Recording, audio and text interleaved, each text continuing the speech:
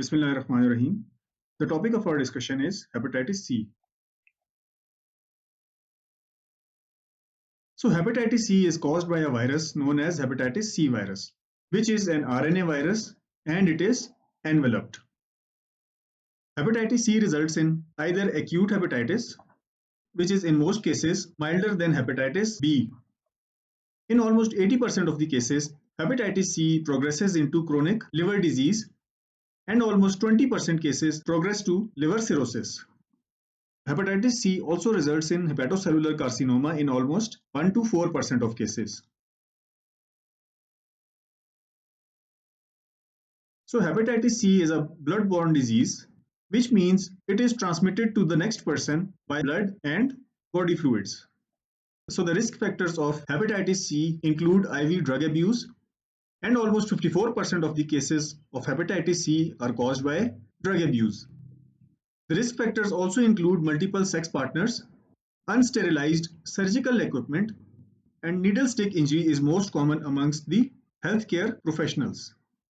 Maternal to fetal transmission is rare and it constitutes almost 5% of total HCV cases.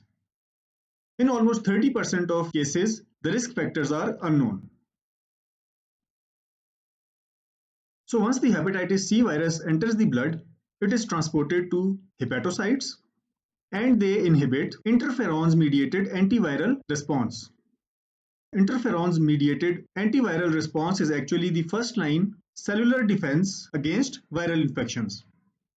So what happens here is that the interferons inhibit replication of virus.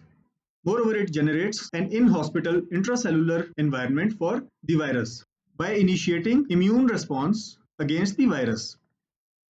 So hepatitis C virus inhibits the interferons-mediated antiviral response, resulting in its downregulation. So this results in the loss of first-line defense against the viral infection, and the outcome is increased viral replication. The mechanism of damage to hepatocytes in HCV infection is unknown, that whether the damage is caused by hepatitis C virus itself or it is caused by an immune response.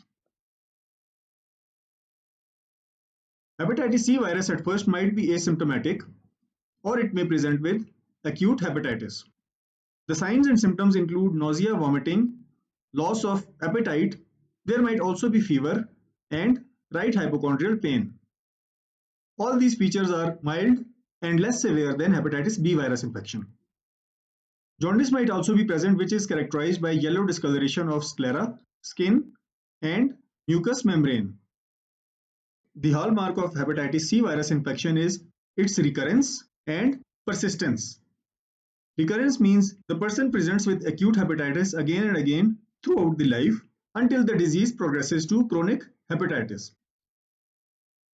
Almost 80 to 90% of the cases progress into chronic liver disease, and almost 20% cases progress into end-stage liver disease or liver cirrhosis. Hepatitis C virus is also a risk factor for hepatocellular carcinoma, and almost 1 to 4% of the patients develop hepatocellular carcinoma. The diagnosis before the appearance of antibodies is established by detecting hepatitis C virus RNA in the blood. It appears after 2 to 4 weeks of infection. Hepatitis C virus RNA determines progression to chronic liver disease, and it also indicates viral replication. A decrease in hepatitis C virus RNA determines the effectiveness of treatment, and it means that the infection is subsiding.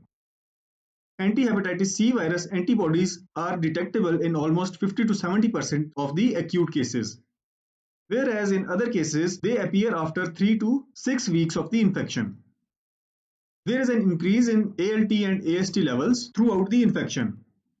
One particular character of ALT and AST is that they are always elevated in chronic hepatitis C. Their concentration in the blood increases and decreases throughout the course, but never fall in the normal range. Serum bilirubin levels are also elevated, indicating jaundice.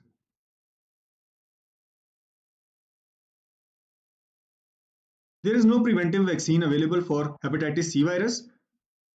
and the treatment is mostly done by double therapy. Double therapy includes PEG interferon and ribavirin. A new regimen includes a protease inhibitor in addition to PEG interferon and ribavirin, such as tilaprevir or ociprevir. This therapy, including 3 drugs, is known as triple therapy. During the course of the treatment, hepatitis C virus RNA is measured to monitor the response of the treatment. If hepatitis C virus RNA is declining in the blood, it means that the therapy is efficient. A person is considered cured when there is no HCV RNA detected in the blood after 6 months of completion of the treatment. The duration of therapy is dependent on the type of genome of hepatitis C virus, and in most cases, it may last up to 6 to 12 months.